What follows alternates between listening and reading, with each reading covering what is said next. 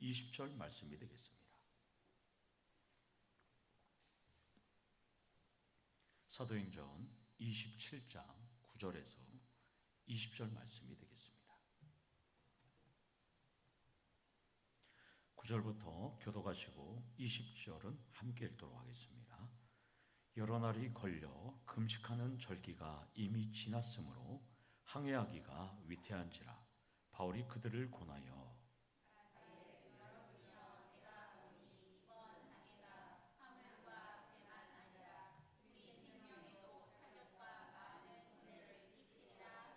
백부장이 선장과 선주의 말을 바울의 말보다 더 믿더라.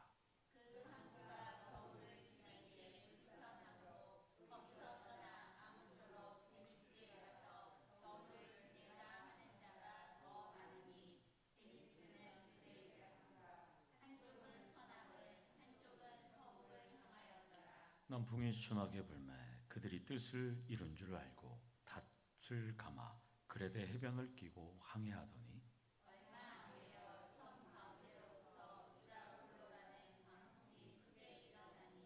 배가 밀려 바람을 맞춰 갈 수 없어 가는 대로 두고 쫓겨가다가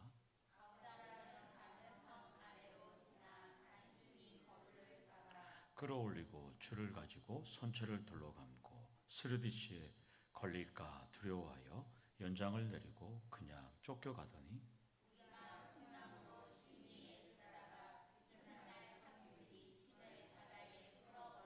사흘째 되는 날에 배의 기구를 그들의 손으로 내버리리라. 여러 날 동안 해도 별도 보이지 아니하고 큰 풍랑이 그대로 있음에 구원의 여망마저 없어졌더라. 아멘. 우리 앞뒤 옆에 계신 분들은 인사하겠습니다. 사랑합니다. 축복합니다. 인사하겠습니다. 사랑합니다. 축복합니다. 아멘. 그저께 시찰에 목사님 가족 중에 한 분이 소천하셔서 장례식장을 다녀왔습니다. 한 달 전 췌장암 수술을 하셨는데요. 이후 식사도 하지 못하시다가 안타깝게 65세의 일기로 소천하셨습니다. 장례식장에 가서 장례를 치르면서 전도서 7장 2절 말씀이 생각났습니다. 추상집에 가는 것이 잔치집에 가는 것보다 나으니라. 모든 사람의 끝이 이와 같이 됨이라. 산자는 이것을 그의 마음에 둘지어다. 그것이 생각났습니다. 그런 마음 속에 유가족을 위로하는 예배를 진행되었습니다. 찬양을 드리는데요. 저희 포항시찰의 목사님들 10여 분이 모여서 가족들과 함께 찬양을 드렸거든요. 너무 은혜가 됐어요. 목사님들이 테너, 베이스, 소프라노로 찬양을 부르니까요. 얼마나 사부하음이 나와서 웅장한지 제가 은혜를 받았어요.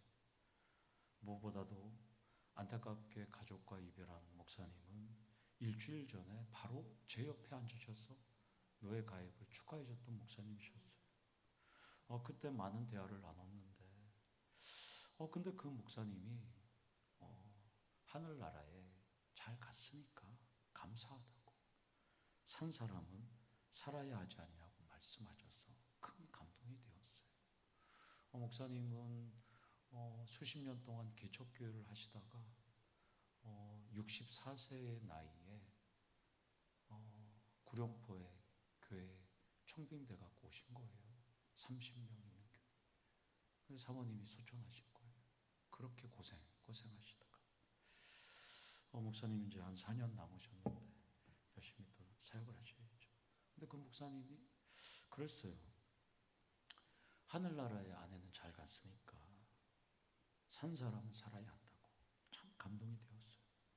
사랑하는 더체험 가족 여러분, 우리는 예수 안에서 산 사람들입니다. 이제 나흘 남았는데요. 육에 호흡은 하고 있지만 예수를 믿지 않고 있는 죽은 지인들이 여전히 있다면 영상도 보내고 또 초대장도 드리면서 한 영혼이라도 살려서 천국에 보낼 수 있도록 최선을 다해 주시기 원합니다. 오늘도 커피를 3잔을 사들고 누구를 만나러 갔는데요. 회의 들어가고 만나지를 못하고 왔어요. 내일 또 가서 또 찾아봐야 되겠죠. 여러분들도 내일, 모레, 토요일, 주일 아침까지 끊임없이 찾아가서 꼭 붙들고 오시는 우리 성도님들 되기를 축원합니다. 지난주에 이어서 바울의 로마 여정을 살펴보고 있습니다. 1절에서 8절까지 우리가 지난주에 살펴보면서 우리 인생도 간신히 지나고 있다라는 것을 우리도 살펴봤었습니다. 오늘도 바울의 험난한 로마 여정을 살펴보면서 우리도 동일한 인생을 살아갈 때 어떤 마음과 자세로 살아가야 할지 은혜를 나누도록 하겠습니다. 바울 사도의 일행은 이탈리아로 가는 알렉산드리아의 배를 탔습니다. 그리고 간신히 바람의 영향을 받아서 미항에 간신히 도착했는데요. 9절을 보면 그 일정이 차질을 빚고 있었다고 합니다. 그러자 바울은 죄수 신분에도 불구하고 죄수 호송대장 율리오와 배의 선장과 선주에게 이번 항해는 위험하니까 우리 이 미항에서 겨울을 지내고 떠나자고 제안을 합니다. 오늘 여기서 보면 여러 날이 걸려 금식하는 절기가 이미 지났으므로 이 금식하는 절기는 유대력으로 7월 10일 대속죄일을 의미합니다. 유대력은 7월 10일인데요. 우리가 지내는 태양력으로는 9월 말에서 10월 초를 의미합니다.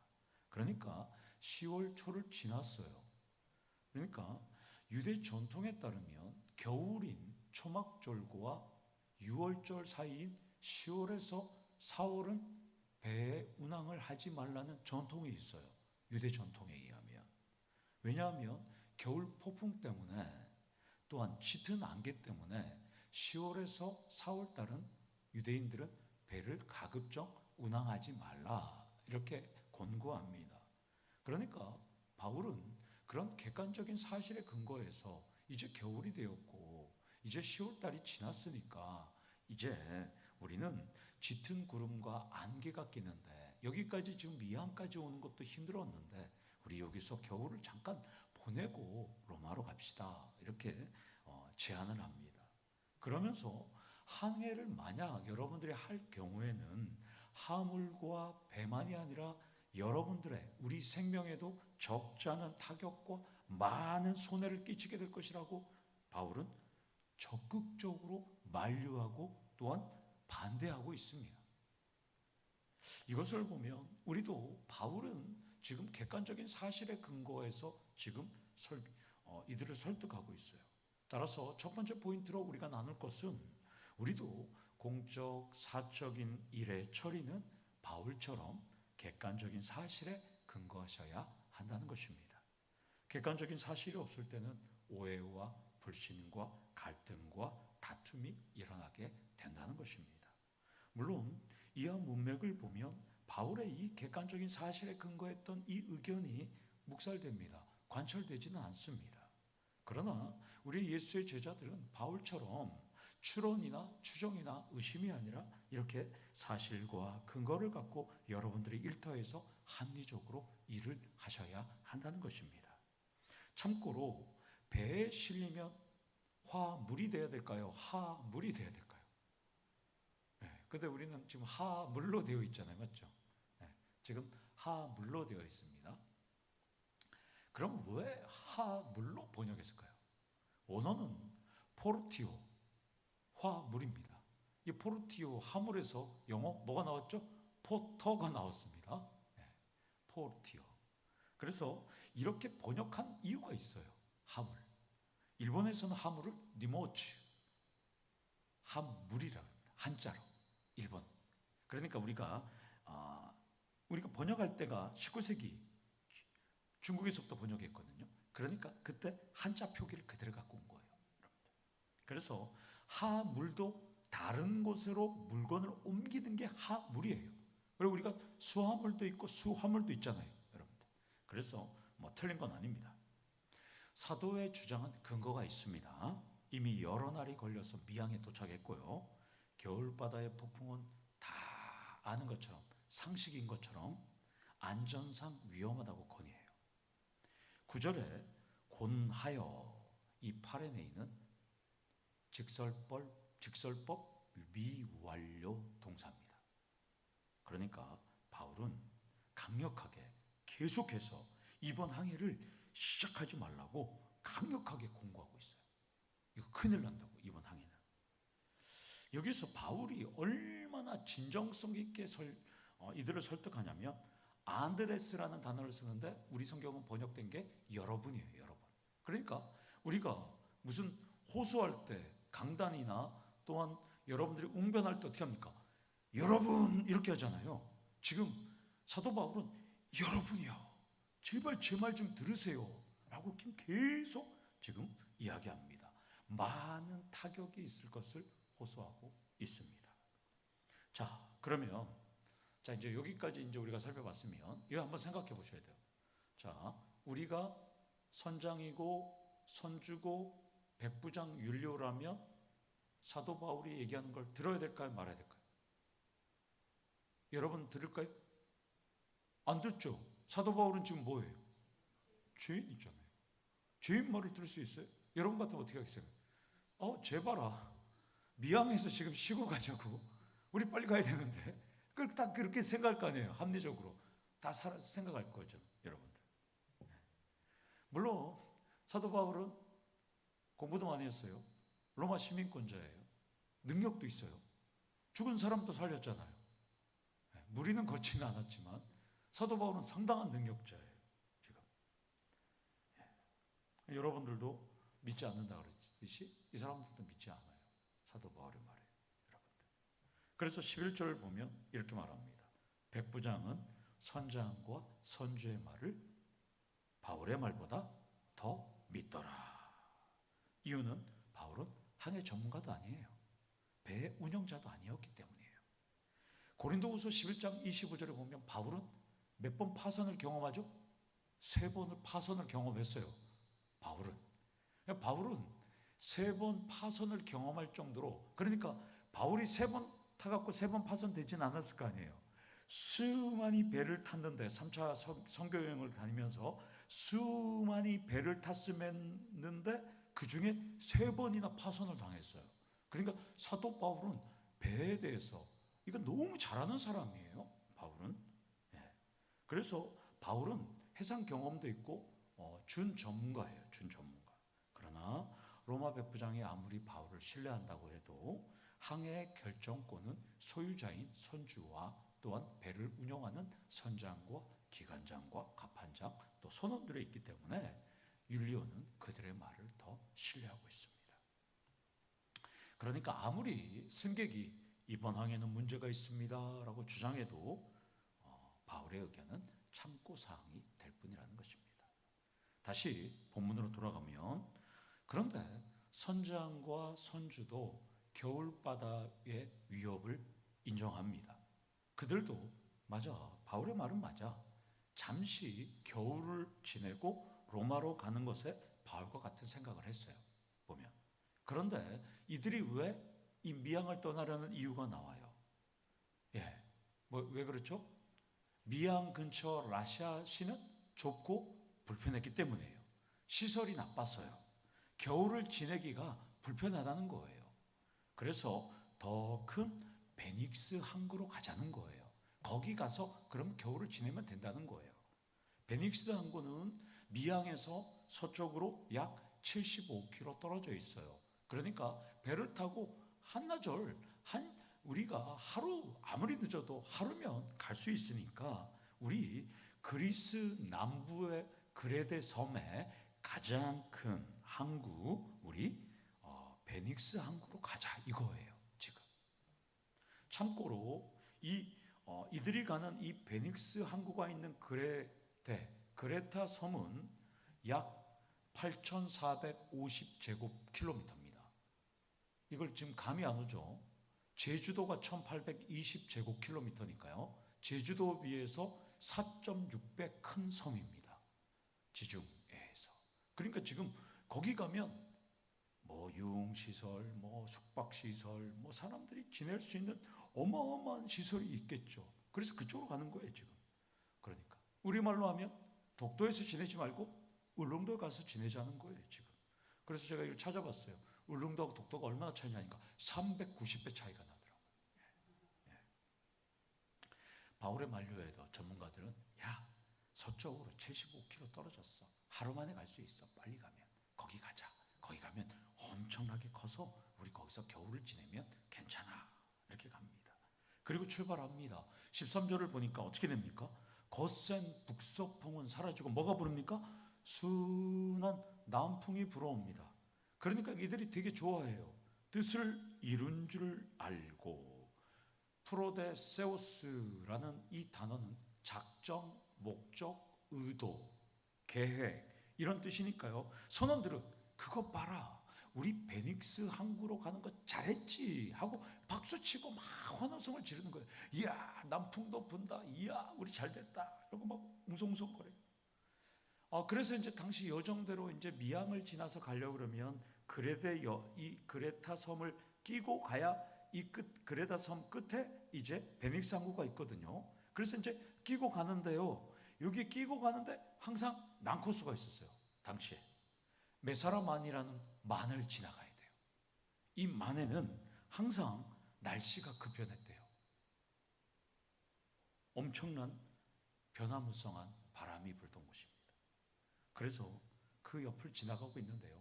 아니라 다를까 14절에 섬 가운데로부터 갑자기 유라굴로라는 광풍이 크게 일었다는 거예요. 잠시 불었던 순한 남풍은 사라지고 북서풍이 지금 거세게 불고 있어요. 북동풍이.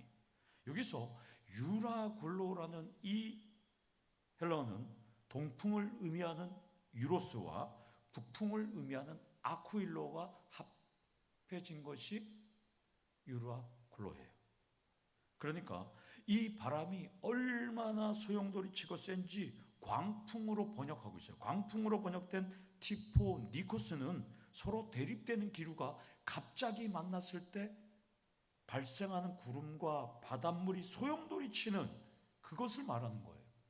우리 비행기 타고 가면 난기류 같이, 또한 우리 기압이 충돌하면 태풍이 일어나요. 지금 태풍이 일어난 거예요. 태풍이 지금 이 광풍이.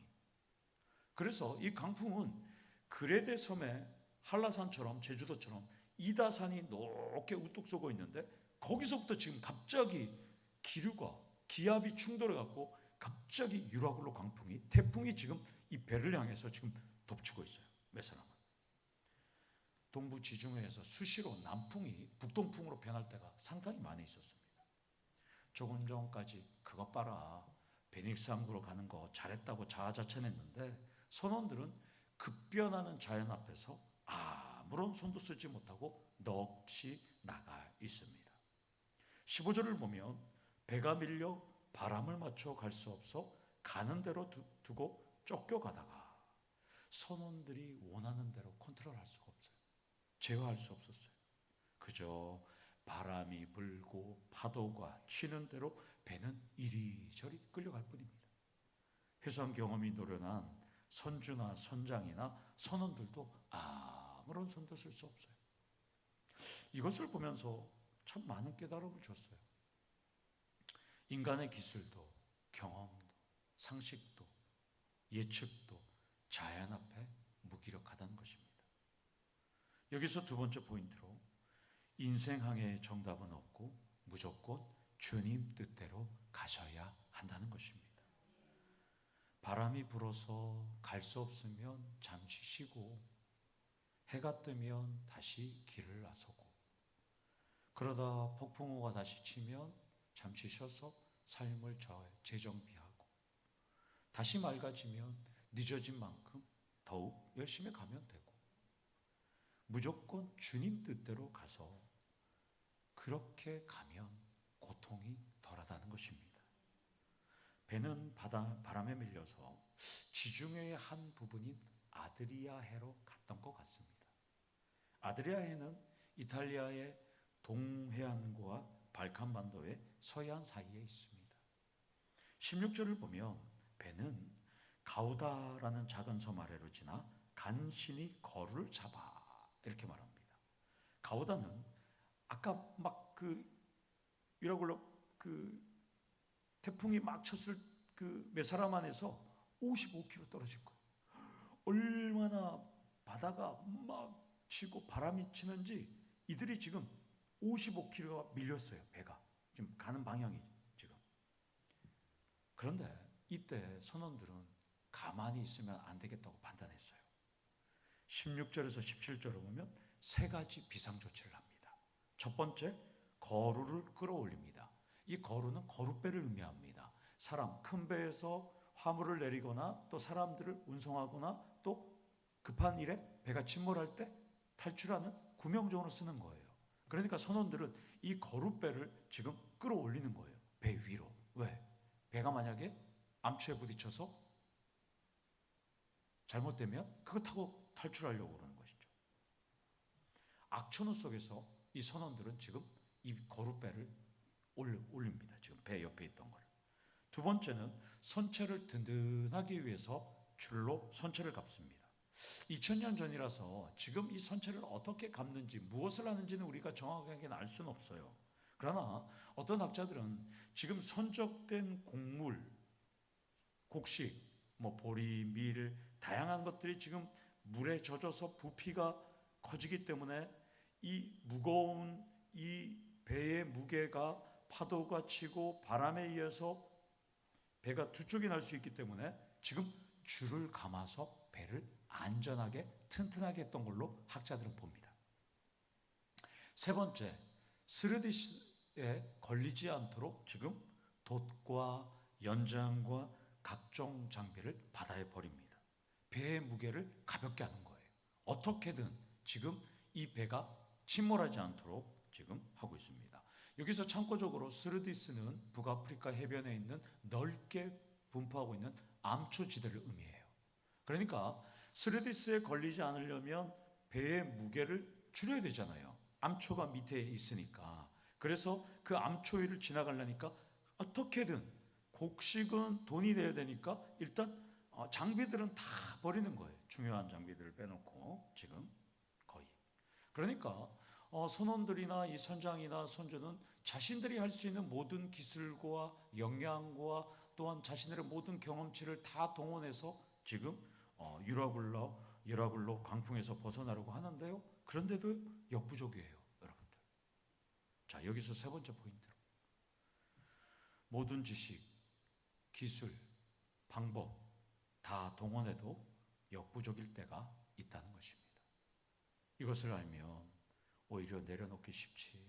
이걸 모르니까 우리는 끝까지 붙들게 된다는 거예요. 금과 주식이 아무리 고공행진을 해도 인생 마칠 때는 아무런 소용이 없다는 것을 깨닫게 되면 그때 내려오는 거죠. 모르고 끝까지 붙들다가 인생 망치는 거죠. 여러분들. 18절을 보면 이렇게 모든 기술과 방법을 다 동원했는데 폭풍이 잠잠해지기는커녕 점점 더 거세집니다.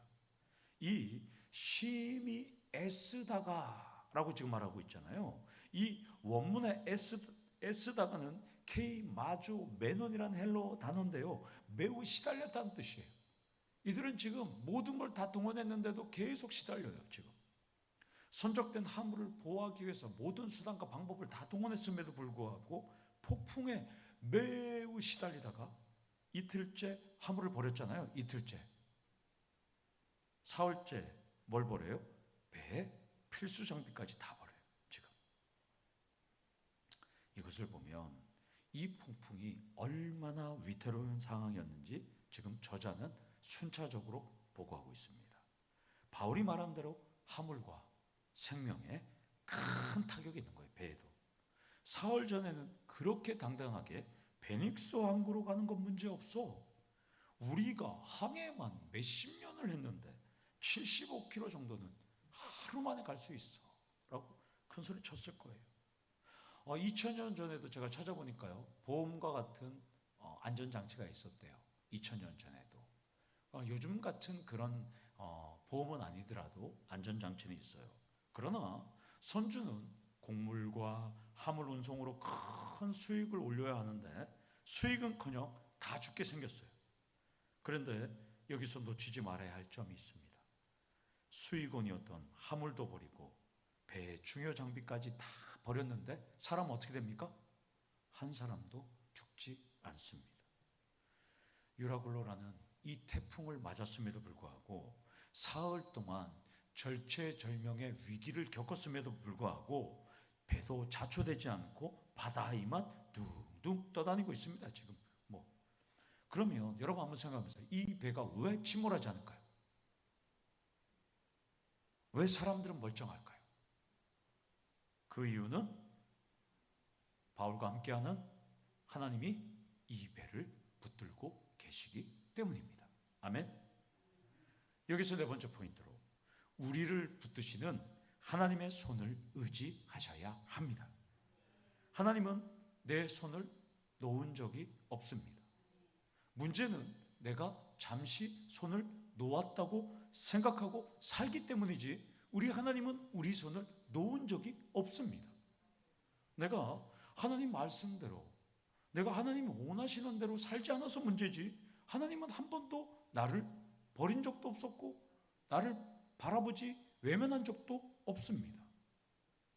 우리를 떠나거나 우리를 손을 놓은 적이 없다는 거예요. 우리 하나님은. 그렇다면 선주와 선장이 바울의 말을 불신하고 항해했으니까 본문은 이렇게 말해야 될 거 아니에요. 거 봐라, 영험한 바울이 말했는데도 안 했으니까 이렇게 되었지 라고 해야 되잖아요. 본문은 그렇게 얘기 안 합니다. 바다 위에서 사흘 동안 고생은 하지만 단 한 명도 죽었다는 기록이 없습니다. 이유는 하나님은 바울과 함께하는 사람들이 반드시 로마로 가야 하기 때문입니다. 하나님은 바울을 태우고 있는 이 배를 꽉 붙들고 계시다는 것입니다. 바울과 누가와 아리스다고와 또한 바울의 선교 인력들이 함께하기 때문에 광풍의 바다를 선택한 수많은 사람들의 목숨과 안전까지 함께 보호받고 있다는 것을 우리는 보게 됩니다. 요나가 물에 빠지자마자 바다가 뛰노는 것이 곧 그쳤어요. 바울이 탄 배도 거센 강풍에도 한 명도 죽지 않았어요. 요셉이 있는 친위 대장과 감옥과 바로의 나라 애굽도 평안했던 것입니다. 따라서 다섯 번째 포인트로 내가 속한 공동체에서 하나님의 사람임을 바울처럼 여러분들도 입증하셔야 합니다. 하나님께서 바울과 일행을 안전하게 보호해 주셨듯이 여러분들이 계신 사업장, 일터, 직장, 교회가 여러분들 때문에 평안히 든든히 서간다는 것을 여러분들이 입증하시고 보호해 주시는 하나님을 여러분들이 증명하셔야 한다는 것입니다. 그런데 20절을 보면 선원들은 여러 날 동안 자신들이 아는 모든 기술과 방법과 역량을 총동원했어요. 그러나 해도 별도 보지 못한다고 합니다. 오히려 큰 풍랑이 그대로 있어 구원의 여망마저 없어졌더라. 천체가 보이지 않으니까 선원들은 여기가 지금 어디에 있는지 알 수가 없는 거예요.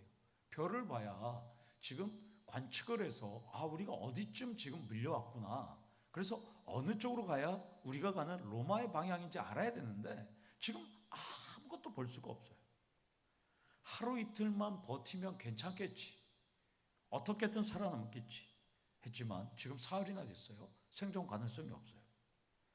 그래서 본문은 구원의 여망마저 없다 이렇게 말합니다.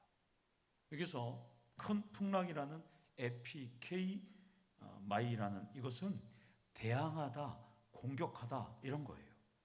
배에 탄 사람들이 파도와 바람의 공격에 그냥 다 지쳐서 소망이 그냥 다 사라졌어요. 우리로 말하면 멘붕 상태가 되었어요. 지금 여기서 사라지다라는 이 헬라어 페리 에레이토는 직설법 미완료 동사예요. 직설법. 그러니까 그들은 구원의 소망과 기대가 완전히 사라졌어요.